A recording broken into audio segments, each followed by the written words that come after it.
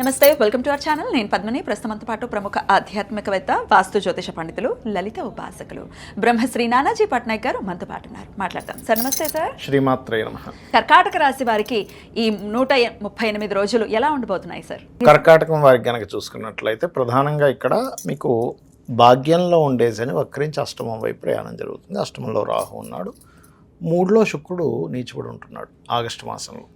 అయితే మీకు ఇది జూలై 27వ తేదీ నుంచి డిసెంబర్ 10 వరకు ఉంటుంది కాబట్టి ఈ యొక్క గ్రహస్థితి అంటే ఈ వక్రగతి వీళ్ళు ప్రధానంగా ఇక్కడ వీళ్ళు చూసుకోవాల్సిన జాగ్రత్త ఏమిటంటే వక్రించిన శని 3లో ఉండే నీచబడ్డ శుక్రుడిని చూస్తున్నాడు.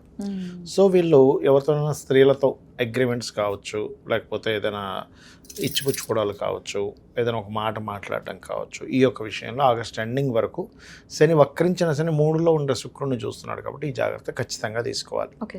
కాకపోతే వీళ్ళకి ఆగస్టు తర్వాత ఇన్వెస్ట్మెంట్స్ పెట్టుకోవడానికి మంచిది, కొత్త అగ్రిమెంట్స్కి మంచిది, బట్ ఆగస్టు లోపల మాత్రం పనికిరాదు. ఎందుకంటే ఇక్కడ ఈ కర్కాటకం వారికి 2లో కేతు ఉన్నాడు. సో కేతు ధనస్థానంలో ఉన్నాడు కాబట్టి వీళ్ళు ఎక్కువగా గణపతి ఆలయాలకు వెళ్ళడం, ఉలవలు బొబ్బర్లు దానంగా ఇవ్వడం ఇవి ఎక్కువగా చేస్తుండాలి. అయితే ఎప్పుడైతే ఈ శని వక్రించి అష్టమం వైపు వెళ్తున్నాడో కొంచెం జల ప్రాంతానికి వెళ్ళేవాళ్ళు, గుహలు, కేవ్స్ లాంటి ప్రదేశాలకు వెళ్ళేటువంటి విషయంలో కొద్దిగా జాగ్రత్తగా ఉండాలి. కాకపోతే రీసెర్చెస్ చేస్తుంటారు, పిహెచ్డీస్ చేస్తుంటారు, వాళ్ళకి మంచిది. మరి చెప్పాలంటే శని వక్రగతి అనేటువంటిది ఉద్యోగం మార్పిడి కూడా చూపిస్తుంది వీరికి. ఇప్పుడు ఉద్యోగం మారుతారు. Right sir. ఆరోగ్యం ఎలా ఉంటుంది సార్ వీరికి? ఆరోగ్యం అంటే ఈ కర్కాటకం వారికి కుజుడు మంచివాడే, ఫస్ట్ 6th లార్డ్, ఆయన 12వ స్థానంలోకి వస్తున్నాడు. సో శని వక్రించి వీరిద్దరూ డ్యూయల్ సైన్స్లో ఉంటున్నారు. కాకపోతే ఇక్కడ ఏంటంటే కొంచెం ఈ కాళ్ళ మంటలు అంటారు చూసారు, అలాంటివి తప్పితే పెద్ద పెద్ద ఇబ్బందులు అయితే ఉండవు. లగ్నంలో గురువు ఏమైనా హెల్ప్ చేస్తూ ఉంటాడా అనుకోవచ్చు సార్? గురువు కొంచెం కంబస్ట్ అయి ఉన్నాడు కదా, కొంచెం స్ట్రక్కింగ్ యోగం ఇస్తాడు, కొంత పేరు ప్రఖ్యాతులు ఇస్తాడు అక్కడ. కాకపోతే కంబస్ట్ అవ్వకపోయి ఉండి ఇంకా మంచి యోగం ఇచ్చేవాడు. బట్ ఆయన రవి వెళ్ళిపోయాక కూడా కొంచెం గురువు శని ఎనర్జీస్తూ ఉన్నాడండి అక్కడ. కాబట్టి మంచి ఫలితాలు ఇస్తాడు, ఇవ్వడం కాదు కర్కాటకం వారికి. బట్ ఏంటంటే శని ఎనర్జీస్తూ ఉన్నందుకు కొంచెం హెల్త్ ఇష్యూస్ ఓ పక్క ఇస్తూ, ఓ పక్క పేరు ప్రఖ్యాతులు ఇస్తూ, మళ్ళీ జ్ఞానాన్ని ఇస్తూ, ఇలా మల్టిపుల్గా అక్కడ విషయాలన్నీ దొరుకుతూ ఉంటాయి అన్నమాట. రైట్. అయినప్పటికీ పర్టికులర్గా శనికి రీత్యా ఇబ్బందుల నుంచి బయటపడాలంటే ఎటువంటి పరిహారాలు చేసుకోవాలో ఇప్పుడు తెలుసుకుందాం. మరి రిజల్ట్స్ ఎలా ఇవ్వబోతున్నాడు అనేది మీరు చెప్పేశారు సార్. మరి పరిహారాలు ఖచ్చితంగా చేసుకోవాలంటే శని అంటేనే భయం కదా. సో ఎటువంటి పరిహారాలు ఆయన ఇంపాక్ట్ నుంచి మేము బయటపడడానికి ఉపయోగపడతాయి సార్? తప్పకుండా అమ్మ. ఫస్ట్ ఆఫ్ ఆల్ ఏంటంటే పరిహారము అనేటువంటిది ఏంటంటే ఎప్పుడు కూడా శనికి సంబంధించినటువంటిది నువ్వులు దానంగా ఇవ్వడం. ఓకే. అదేవిధంగా కాస్త ఓల్డ్ ఏజ్ హోమ్స్ లేదా పెద్దవాళ్ళు ఉంటే వాళ్ళకి సేవ చేయడము, నూనెని ఆలయాల్లో దీపారాధన కనివ్వడం చేస్తూ ఉండాలి. అయితే ఇది శని మనకిప్పుడు గోచారంలో వక్రిస్తున్నాడు, కానీ వాళ్ళ పర్సనల్ చార్ట్స్లో కూడా ఒక గ్రహం వక్రించినందుకు భృగునందనాడి అనేటువంటి దాంట్లో ఒక విషయం చెప్పారు. అది పెండింగ్ కర్మ అంటాం దాన్ని మనం. అంటే ఏ గ్రహం వక్రించినా అది పెండింగ్ కర్మ. శనే వక్రించాడు అనుకోండి, వీళ్ళు పాస్ట్ లైఫ్లో చేయాల్సిన వర్క్ చేయలేదు, అది వర్క్ చేయడానికి వచ్చారు ఒకటి. రెండవది వీళ్ళు ఉన్న ప్రదేశం నుంచి మారితే వీళ్ళ కెరీర్ బాగుంటుందని కూడా అర్థం. అయితే ఇట్స్ డిపెండ్ ఆన్ శని. ఇప్పుడు వాళ్ళ పర్సనల్ చార్ట్లో పలానా దగ్గర వక్రించారు, ఆ వెనక రాశి నుంచి 159లో ఏ గ్రహాలు ఉన్నాయో చూడాలి. దాన్ని బట్టి వాళ్ళు ప్లేస్ మారడం వల్ల అభివృద్ధి ఉంటుందా ఉండదా అనేది తెలుస్తుంది. ఇంకోటి ఏంటి, డ్యూయల్ సైన్ వైపు వెళ్తుంటే రెండు జాబ్స్ చేస్తారని అట్లా చెప్పొచ్చు. ఎందుకంటే కర్మ 2 ప్లేసెస్కి ఆక్యుపై చేస్తున్నాడు కదా అట్లా.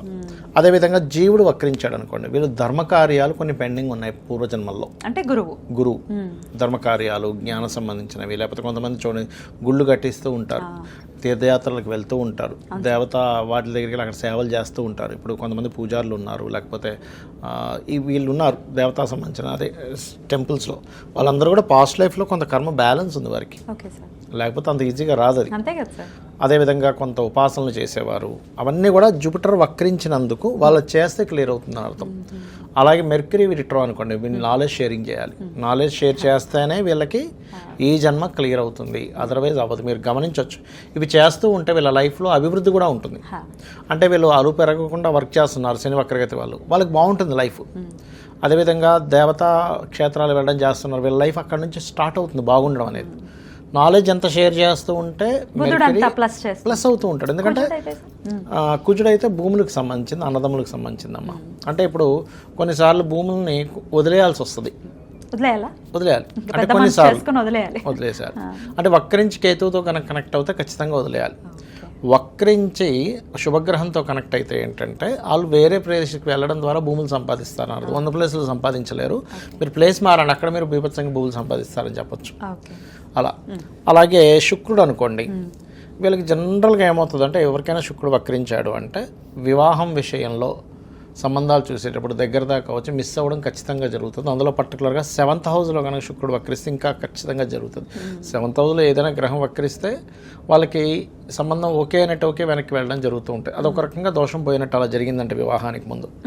అలాగే వీళ్ళకి లగ్జరీ ఫైనాన్స్ సంపాదన లగ్జరీ అంతా కూడా వేరే ప్రదేశానికి వెళ్ళడం వల్ల బాగుంటుందని కూడా చెప్పొచ్చు. అయితే ఇక్కడ ఏంటంటే అది స్త్రీ జాతకం అనుకోండి, ఇంకా ఖచ్చితంగా స్త్రీమూర్తికి మార్పు వల్ల బాగుంటుందని చెప్పాలి. కాకపోతే ఇక్కడ ఏంటంటే ఎప్పుడైనా ఏదైనా గ్రహం వక్రించినప్పుడు, ఉదాహరణకి ఇప్పుడు వృషభంలో ఉండి శని వక్రించాడు, అప్పుడు నీచం వైపు వెళ్తుంది. అవును సార్. అదే వృశ్చికంలో ఉండి వక్రించాడు, ఉచ్చం వైపు వెళ్తుంది.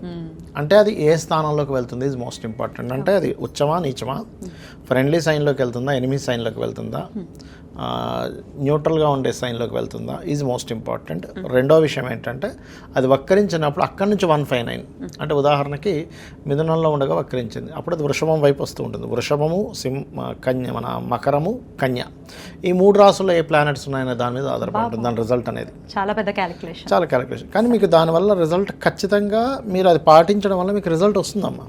ఇప్పుడు ఒక వ్యక్తి వచ్చి అడిగాడు, ఏమంటే నేను ఇక్కడ చేయనా వేరే ప్రాంతానికి వెళ్ళి చేయనా, వక్రించి మంచి ప్లానెట్స్ అనుకోండి, ఖచ్చితంగా వాళ్ళు వేరే ప్రాంతానికి వెళ్ళడం ద్వారానే లైఫ్ బాగుంటుంది. ఇవన్నీ తెలుసుకోవాలంటే ఇట్లా నిష్ణాతుల దగ్గరికి వెళ్ళాల్సి ఉంటుంది. పర్సనల్ చార్ట్ బట్ చూసుకోవాలి. ఇన్ జనరల్ గా మేము రెమెడీస్ చేసుకోవాలనుకుంటున్నాం, మాకు భయంగా ఉంది, చాలా లాంగ్ పీరియడ్ కాబట్టి, మరి శని అనుగ్రహం కోసం ఎటువంటి రెమెడీస్ చేయమంటారు? ఫస్ట్ ఆఫ్ ఆల్ ఇక్కడ రెమెడీస్ అయితే శని అనుగ్రహం కోసం అయితే నేను చెప్పినట్టుగా నువ్వులు దానంగా ఇవ్వడం, ఆయిల్ దానంగా ఇవ్వడం, ఎక్కువ బద్దకించకుండా పోస్ట్ పోన్ చేయకుండా వర్క్స్ కంప్లీట్ చేయడం, ఇవి ఖచ్చితంగా చేయాలి.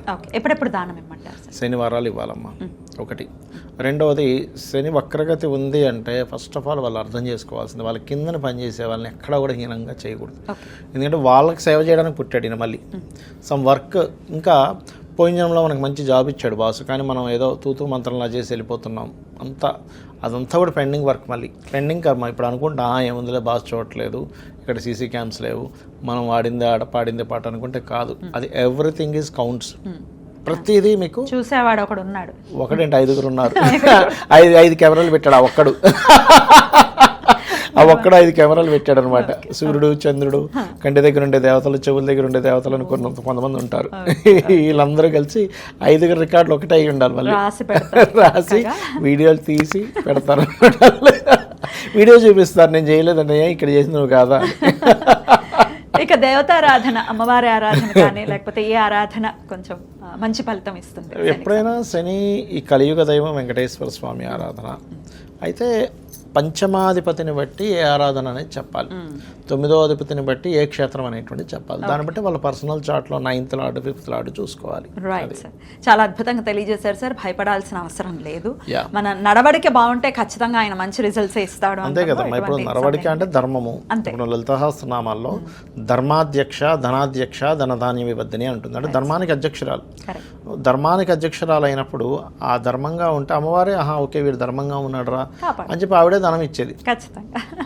అద్భుతం సార్, చాలా వివరంగా మాకు తెలియజేసినందుకు కృతజ్ఞతలు సార్. నమస్తే. శ్రీమాత్రే నమః.